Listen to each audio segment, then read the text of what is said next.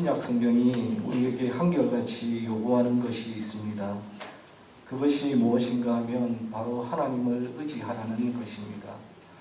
우리가 성경을 펼쳐보시면, 읽어보시면 곳곳에서 이러한 하나님의 명령, 이러한 메시지들을 우리는 쉽게 접할 수 있습니다. 제가 의지라는 단어로 이 성경을 검색을 해보니 성경에서 총 128구절이 검색이 되었습니다. 아마도 같은 의미를 지닌 의뢰하다, 혹은 신뢰하다, 혹은 바라보다, 혹은 소망을 두다라는 이 단어로 검색을 해보면 훨씬 더 많은 구절들이 검색이 될 것입니다. 그만큼 하나님을 의지하라는 것은 성경에서 중요하게 다루는 그러한 주제임에는 틀림이 없습니다. 특별히 하나님을 의지하라는 이것은 시편의 중요한 메시지이기도 합니다. 전체 128구절 중에서 시편에서만 47구절이 나오는 것을 확인할 수 있습니다. 그만큼 하나님을 의지하라는 것이 시편에서도 중요한 주제이고 메시지라는 것을 우리가 알 수 있는 것이지요. 오늘 우리가 함께 읽은 시편 18편의 말씀도 하나님을 의지하라는 메시지를 우리에게 전해주는 시편들 중에 하나입니다. 시편 18편은 시편에 나오는 150편의 시들 중에서 길이로만 따지면 세 번째로 긴 시편으로 전체가 50절로 구성되어 있고 그 내용상 크게 두 부분으로 나누어 볼 수 있습니다. 먼저 1절에서 30절이 한 부분이고 31절에서 50절이 또 다른 한 부분입니다. 먼저 1절에서 30절까지는 다윗의 고난과 하나님의 구원에 대해서 말씀하고 있고 31절부터 50절까지는 다윗의 승리와 구원을 주신 하나님께 감사하며 하나님을 찬양하는 그러한 부분이 나오고 있습니다. 시편 18편은 표제어에서도 알 수가 있듯이 다윗의 인생의 말년에 기록된 시편으로 다윗이 사울의 압제와 모든 원수들의 손에서 벗어나 평안을 누리게 되었던 때에 기록된 그러한 시편입니다. 그래서 다윗은 자신의 파란만장했던 인생에서 지난 세월들을 되돌아보면서 자신의 공로나 자신의 노력을 자랑하는 것이 아니라 오직 하나님의 구원과 승리의 역사를 높은 목소리로 감사하며 찬송하는 시가 바로 이 시편 18편이라고 할 수 있습니다.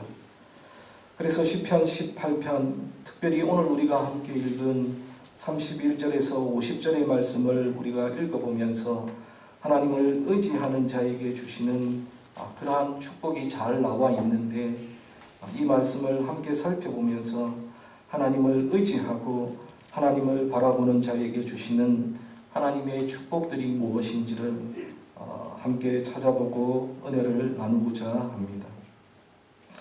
먼저 하나님을 바라보고 하나님을 의지하는 자에게는 하나님께서는 우리에게 힘과 능력을 주신다는 것을 확인할 수 있습니다. 오늘 말씀 32절에서 36절에 보시면 다윗은 하나님의 구원하심이 이루어지는 구체적인 상황과 과정을 묘사하면서 하나님께서 자신에게 이미 승리할 수 있는 모든 힘들을 예비하시고 주셨음을 고백하고 있는 것을 볼 수 있습니다. 먼저 32절 말씀을 보십시오. 32절에 보시면 하나님은 다윗에게 힘으로 띠를 띄우시고 다윗의 길을 안전하게 하셨다라고 이렇게 고백합니다. 힘으로 띠를 띄우셨다는 것은 하나님께서 이미 전쟁을 하기도 전에 전쟁이나 싸움을 위한 모든 채비를 완료시키셨다는 것을 의미합니다. 여기서 강조점은 하나님께서 용사인 다윗에게 띠를 띄워주셨다는 것인데 이 말은 하나님께서 다윗에게 전쟁을 위해 싸움을 위해 필요한 힘과 능력을 주신다는 것을 의미하고 있습니다. 그리고 32절 하반절에 보시면 내 길을 완전하게 하셨다라고 하는데 이것은 이미 내가 이를 성취하는 데 있어서 방해되는 모든 장애물들을 하나님께서 제거하셨다라는 그러한 의미입니다. 그리고 33절에는 암사슴 발같게 하시며 다윗을 높은 곳에 세우셨다라고 이렇게 고백합니다. 성경에서 사슴이라고 하는 것은 사랑스러움과 아름다움을 상징하기도 하지만 군사적인 의미에서는 신속함을 의미하기도 합니다. 그래서 33절에서 다윗이 자신을 암사슴 발같게 하셨다라는 이 고백은 하나님께서 다윗에게 전쟁을 위해 필요한 힘과 능력을 주셨을 뿐만 아니라 전쟁에 필요한 신속함, 민첩함까지 주셨다는 그러한 의미입니다. 여러분들도 잘 아시겠지만 당시의 전쟁은 보병전이 중심이었기 때문에 용사들에게 잘 달리는 것은 필수적인 것이었습니다. 그런데 하나님께서는 다윗에게 암사슴 발을 주셔서 민첩하게 다닐 수 있게 하심으로 적의 공격을 쉽게 피할 수 있었을 뿐만 아니라 도망치는 적들을 빨리 따라가서 그들을 섬멸할 수 있게 하셨다라는 의미입니다. 그리고 34절에서는 내 손을 가르쳐 싸우게 하셨다라고 이렇게 말씀합니다. 이는 하나님께서 다윗에게 힘과 능력, 민첩함뿐만 아니라 하나님께서 직접 다윗의 교관이 되셔서 다윗이 전투를 잘 수행할 수 있도록 훈련을 시켜주시며 또한 싸우는 법, 즉 전략까지도 가르쳐 주셨음을 의미하고 있습니다. 여러분, 전쟁에서 아무리 힘이 있고 민첩함이 있어도 전략이 없으면 피할 수밖에 없는데 하나님께서는 다윗에게 싸우는 법, 전략까지도 가르쳐 주신 것입니다. 그리고 35절에서는 주의 구원하는 방패를 다윗에게 주셨다라고 다윗이 고백합니다.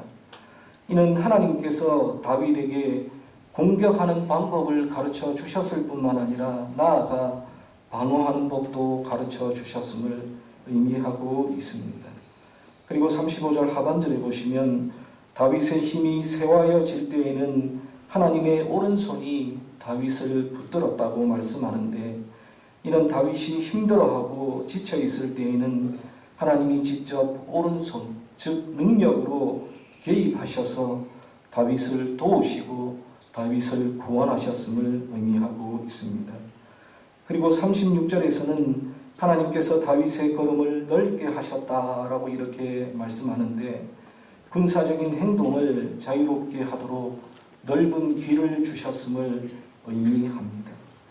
또한 다윗은 하반절에 보시면 하나님께서 자신을 실족하지 않게 하셨다라고 하는데 이는 자신의 발목을 강하게 하셔서 결코 넘어지거나 흔들리지 않도록 자신의 힘을 더하셨다는 그러한 의미입니다.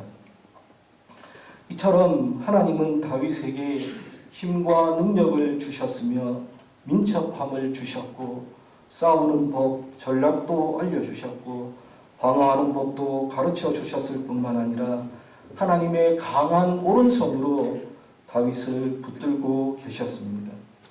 하나님은 이미 다윗의 승리를 위해서 모든 준비를 하고 계셨음을 다윗이 싸움을 할 때마다 어디에서 무엇을 할 때마다 하나님께서 모든 준비를 하시고 그에게 모든 것을 예비하셨음을 우리는 알 수가 있습니다. 다윗은 특별히 한 것도 없고 하나님 앞에 엎드려 기도하고 하나님께 묻고 하나님의 도움과 구원을 바라고 믿고 행동했을 뿐인데 즉 하나님을 의지했을 뿐인데도 하나님께서는 다윗이 모든 싸움과 전투를 치를 수 있도록 이미 모든 것을 예비하시고 준비하셨다는 그러한 의미입니다. 사랑하는 여러분, 다윗의 고백처럼 하나님은 하나님을 의지하고 바라보는 자들에게 하나님의 힘을 다하여 주십니다. 하나님께서는 우리가 필요로 하는 모든 것들을 알고 계시고 그것들을 준비하고 계십니다. 나보다 나를 더 잘 아시고 나보다 먼저 행하시는 분이 바로 하나님이십니다. 그러므로 시편 18편 2절의 고백처럼 우리는 우리의 힘이요 반석이요 요새이며 피할 바위이시고 구원의 뿌리시며 나의 산성이신 하나님을 우리가 의지하면 되는 것입니다. 그러므로 우리가 할 것은 아무것도 없이 오로지 하나님을 의지하고 주의 구원을 바라보면 될 뿐입니다. 그리하면 모든 것을 알고 계시고 준비하시는 하나님께서 우리를 대신하여 싸우시고 우리의 힘이 되어 주십니다. 제가 그 강문호 목사님께서 쓰신 글 중에 짧은 글인데 양산에 있는 한 교회 한 목사님에 관한 글을 읽어본 적이 있습니다. 이 사건은 대략 한 40년 전에 있었던 그러한 사건인데요. 양산에 계시던 한 목사님이 계셨는데 개척교회 시절 이 목사님은 교회의 형편이 힘들어서 이곳저곳에 교회에 지원 요청을 하셨다고 합니다. 그러다가 어떤 교회의 여전도회에서 매월 35,000원을 지원해 주시기로 결정을 했고, 그래서 그 후원금을 받기 위해서 그 교회로 찾아갔다고 합니다.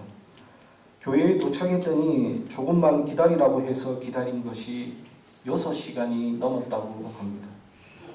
6시간이 넘도록 기다리고 받아온 돈 그 금액이 35,000원이었고 이 돈을 받아오면서 이 목사님은 다음과 같이 생각하고 다짐했다고 합니다.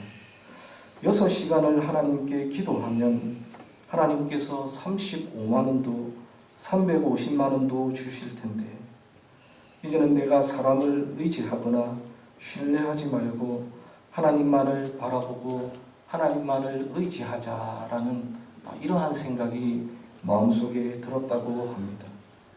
그래서 이 목사님은 이후에 기도하시면서 하나님께서 주신 마음대로 하나님께서 주신 그 결단대로 자기들이 받고 있던 모든 지원 요청을 끊었다고 합니다. 자기가 자기를 후원해 주시는 그 교회나 단체들에게 전화해서 이제는 후원해 주시지 않아도 됩니다 라고 이렇게 그 요청들을 도리어 끊었다고 합니다. 그리고 하나님만을 바라보고 기도했다고 합니다. 그랬더니 하나님께서 지금은 양산에서 큰 교회로 성장해서 수많은 교회를 돕는 그러한 교회로 성장했다고 합니다. 사랑하는 여러분, 이 짧은 이야기가 말하는 것이 무엇입니까? 교회가 자립하려면 후원을 끊어야 한다는 것입니까? 여러분, 그렇지 않지 않습니까? 이 이야기가 우리에게 알려주는 것은 하나님을 바라보고 하나님만을 의지하면 하나님께서 힘을 주시고 은혜를 베풀어 주신다는 것입니다. 영국 출신의 중국 선교사 중에 허드슨 테일러라고 하는 선교사가 있었습니다. 그는 믿음으로 헌신하고 열심히 선교했습니다. 하지만 일이 점점 많아지면서 협력자와 선교비가 필요했지만 아무도 그를 도와주는 사람은 없었습니다. 이것은 그에게 큰 스트레스로 다가왔고 이 때문에 밤잠을 설치게 되었고 마침내는 신경쇠약에 걸릴 정도로 그 병이 심해졌습니다. 그런데 어느 날 요한복음 15장을 읽어 내려가다가 5절에서 나는 포도나무요 너희는 가지라 라는 말씀을 읽게 되었고 이 말씀이 자신의 가슴에 와 닿았습니다.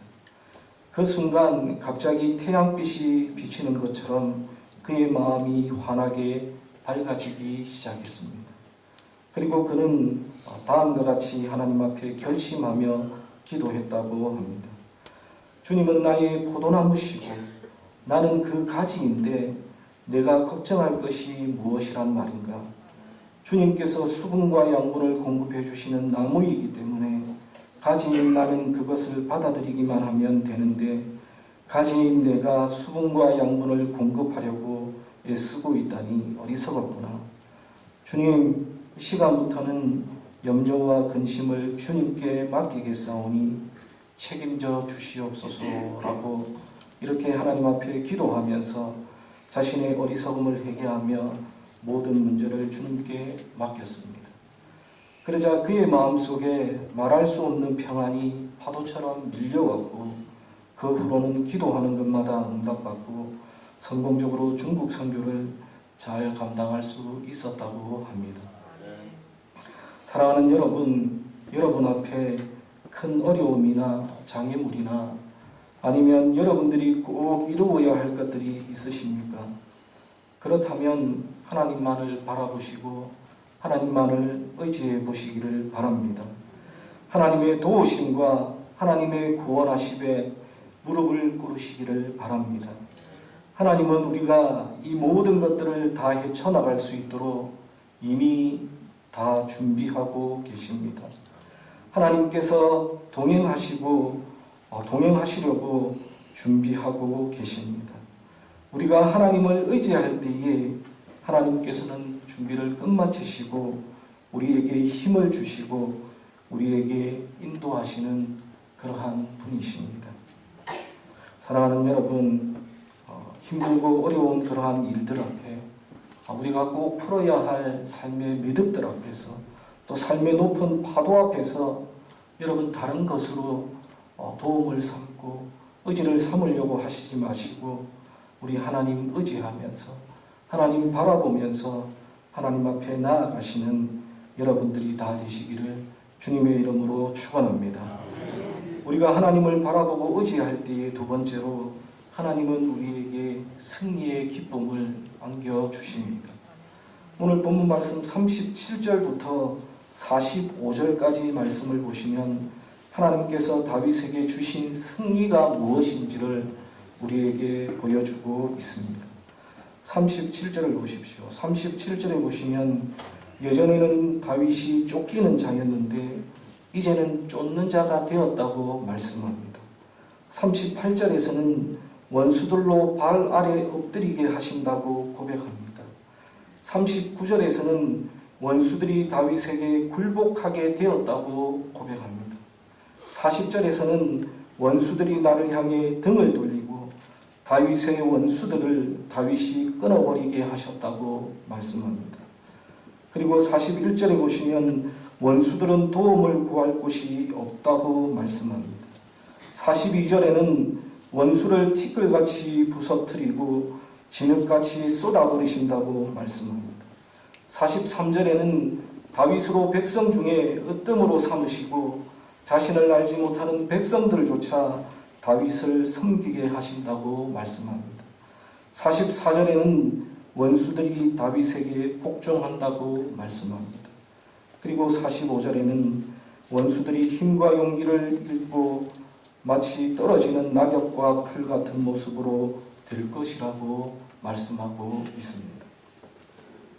이처럼 하나님을 바라보고 의지하는 자에게는 하나님께서는 승리의 기쁨을 누릴 수 있도록 허락하십니다.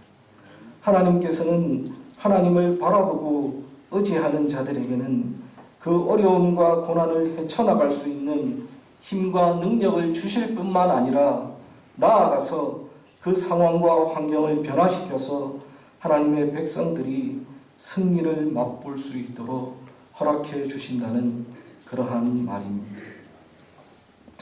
18세기 영국의 젊은 나이에 벌써 성공의 길에 들어선 한 변호사가 있었습니다. 어느 날 그는 영국 국회의사당 앞에서 비중 있고 중요한 사건에 변호를 하기로 되어 있었습니다. 그러나 그는 이 일에 대해 너무나 많은 긴장과 부담감을 가진 나머지 지나친 스트레스로 인해서 이 일을 하기도 전에 그만 쓰러져 버리고 말았습니다. 그 후에 출세가도를 달리고 있던 승승장구하던 그의 인생은 점차 망가지기 시작했습니다. 그리고 이후에 그는 정신착란 증세로 정상적인 생활을 유지할 수도 없는 지경에 이르게 되었습니다. 급기야 그는 자신은 더럽고 추하고 가치가 없는 존재라고 자학을 하면서 자살까지 하려고 했습니다. 그러다가 그는 주변의 그를 불쌍히 여기며 관심을 가진 그리스도인들을 통해서 복음을 알게 되었고 하나님의 사랑을 깨닫게 되었습니다. 자신의 존재를 쓸모없다고 여기며 자살하려 했던 그가 죽음의 쇠사슬로부터 풀려나온 데는 10년이라고 하는 긴 세월이 필요했습니다. 그는 주님께서 자신의 죄를 담당하여 십자가에 달려 돌아가심으로써 더럽고 추한 자신의 삶이 새로운 삶으로 변했다고 믿었을 뿐만 아니라 변호사로 성공하는 것이 승리하는 삶이 아니라 하나님을 알고 하나님과 함께하는 삶이 승리하는 삶이라는 사실을 그는 깨닫게 되었습니다. 그리고 이러한 자신의 감격을 시로 고백하기 시작했습니다. 이 변호사가 바로 윌리엄 카우퍼라는 사람이었고 그가 쓴 시가 바로 찬송가 258장의 찬송입니다. 우리가 앞에서 찬송할 때 불렀던 그 찬송입니다. 샘물과 같은 보혈은 주님의 피로다. 보혈의 죄를 씻으면 정하게 되겠네. 저 도적 회개하고서 보혈에 씻었네. 저 도적 같은 이 몸도 죄 씻기 원하네. 재속함 받은 백성은 영생을 얻겠네. 샘솟듯 하는 피건새 한없이 크도다. 날 정케 하신 피본이 그 사랑 한없네. 살 동안 받는 사랑을 늘 찬송하겠네. 이후에 천국 올라가 더 좋은 노래로 날 구속하신 은혜를 늘 찬송하겠네. 이전에 출세가도를 달릴 때에는 자신이 죄인인지도 모르고 하나님의 은혜가 무엇인지도 모르고 살았습니다.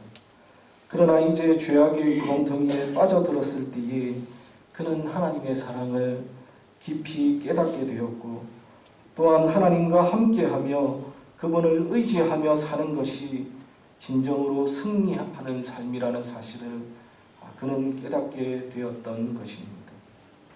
사랑하는 여러분, 성도의 승리는요, 성도가 이기는 것은요, 하나님께로부터 시작합니다. 우리가 하나님을 바라보고 의지할 때에 하나님은 우리에게 승리를 주시고 승리의 기쁨을 맛보게 하십니다. 그런데 중요한 사실은 이러한 승리의 기쁨은 다윗에게만 허락하신 것이 아니라 하나님을 바라보고 하나님을 의지하는 모든 자들에게 하나님께서 주신다는 것입니다. 우리가 삶에서 승리하기 위해서는 하나님을 의지하고 바라보아야 합니다. 하나님을 의지하고 바라보는 자는 삶에서 우리가 승리하는 삶을 살아갈 수 있습니다. 여러분, 여기에 있는 모든 분들, 저와 여러분들은 세상에 지는 것이 아니라 세상을 이기며 세상에서 승리하는 삶을 살아가기를 원하실 것입니다.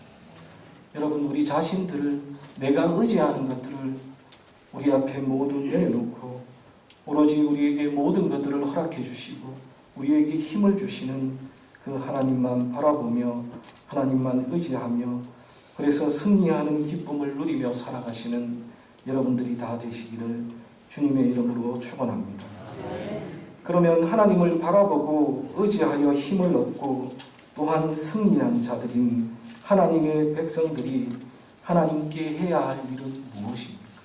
하나님을 바라보고 하나님을 의지함으로 우리가 힘과 능력을 얻었고 또 이 힘과 능력을 가지고 승리하는 삶을 살고 있는 우리들이 하나님께 해야 할 일이 무엇입니까? 바로 감사와 찬송입니다. 오늘 본문 46절 말씀을 보십시오. 우리 46절 말씀을 다 같이 한 목소리로 읽도록 하겠습니다. 46절입니다. 여호와는 살아계시니 나의 반석을 찬송하며 내 구원의 하나님을 높일지로다. 그리고 49절 말씀도 우리 다 같이 한 목소리로 읽겠습니다. 49절입니다. 여호와여, 이러므로 내가 열방 중에서 주께 감사하며 주의 이름을 찬송합니다. 하나님을 의지함으로 고난과 위기를 극복하고 승리를 얻었던 다윗은 하나님을 향해 감사와 찬양을 올렸다고 시편 18편은 말씀하고 있습니다. 여러분, 우리가 승리하고 난 이후에 하나님을 향해 감사하며 하나님께 찬송하는 것, 여러분, 이것이 정말로 정말로 중요합니다. 왜 그럴까요? 그것은 고난 중에 하나님을 의지하지 않으면 고난을 극복할 수 없는 것과 마찬가지로 우리가 승리한 이후에 하나님께 찬송하지 않고 감사하지 않으면 또한 넘어지게 되기 때문입니다. 마음이 교만해져서 하나님을 모른다고 하게 됩니다. 사랑하는 여러분, 여러분들에게 혹시 좋은 일들이 있으십니까? 하나님께서 여러분들에게 힘을 주시고 승리를 주셨습니까? 그렇다면 그냥 넘어가지 마시고 꼭 하나님을 향해 감사하며 하나님을 향해 찬송하시며 하나님께 영광을 돌리시는 여러분들이 다 되시기를 바랍니다. 하나님만을 높이시는 여러분들이 다 되시기를 바랍니다. 설교를 정리하겠습니다. 사랑하는 성도 여러분, 혹시 여러분들 중에서 지금 처한 고난이 너무도 힘들고 너무도 오래되어서 도무지 승리할 기미가 보이지 않는다고 해서 절망 중에 있거나 낙심 중에 계신 분들이 있을 줄로 압니다. 그런 분들에게 기도하라는 말이나 하나님을 찬송하라는 말은 사실 솔직히 여러분들 귀에 잘 들어오지 않을 것입니다. 제가 아무리 앞에서 이런저런 권면을 드려도 힘들고 어려워 죽겠는데 기도하라. 그리고 하나님을 찬송하라. 하나님의 말씀을 읽어라. 힘이 된다. 이런 말씀이 여러분들 귀에 잘 와닿지 않을 것입니다. 그런데 여러분, 오늘 다윗의 이 모습을 보시면서 조금 더 힘을 내시기를 바랍니다. 다윗 또한 절망스러운 나날을 숱하게 보내었던 그러한 사람입니다. 여러분 한번 생각해 보십시오. 가장 젊고 인생의 황금기와도 같았던 20대를, 그의 20대를 온전히 도망다닌 데 다 써버린 어찌 보면 불행하고 불쌍한 사람이 바로 다윗 아닙니까? 자신이 왕이 되고 싶다고 하나님 앞에 기도했습니까? 자기가 그 높은 사람이 되고 싶다고, 존귀한 사람이 되고 싶다고 기도해서 자신이 사울에게 쫓김을 받고 고난을 받은 것 아니지 않습니까? 그냥 하나님께서 사무엘을 보내셔서 기름 부으시고 왕으로 삼겠다고 하시고 그것 때문에 자신의 황금기와도 같은 이 20대를 진짜 도망자 신세가 되어서 다 써버린 정말로 불행하고 불쌍한 사람이 바로 이 다윗입니다. 그러나 그런 그에게 하나님께서는 늘 힘이 되셨고 그리고 결국에는 항상 극적인 승리를 그에게 안겨주셨습니다. 성경이 우리에게 말씀하시는 것은 오늘 본문에서 다윗에게 허락하셨던 그런 힘과 능력과 승리를 우리들에게도 하나님께서 주시기를 원하고 우리들을 위해 예비하고 계시다라는 그러한 사실입니다. 사랑하는 여러분, 그 주님, 그 하나님을 굳게 붙잡으시기를 바랍니다. 오늘 주일에 우리 모든 성도님들에게 힘이 되시고 방패가 되시는 하나님께서 큰 위로와 도우심이 여러분들에게 임하시기를 바랍니다. 그리고 이 자리에 앉아있는 여러분들과 제가 모두 나의 힘이 되신 여호와여 내가 주를 사랑하나이다 라고 날마다 고백하시는 분들이 다 되시기를, 그래서 하나님께서 주시는 힘과 능력으로서 이 세상을 이기며 승리하며 우리의 삶으로 온전히 하나님께 영광 돌리며 살아가는 그러한 하나님의 백성들, 하나님의 자녀들이 다 되시기를 주님의 이름으로 간절히 축원합니다. 우리 다 함께 기도하겠습니다.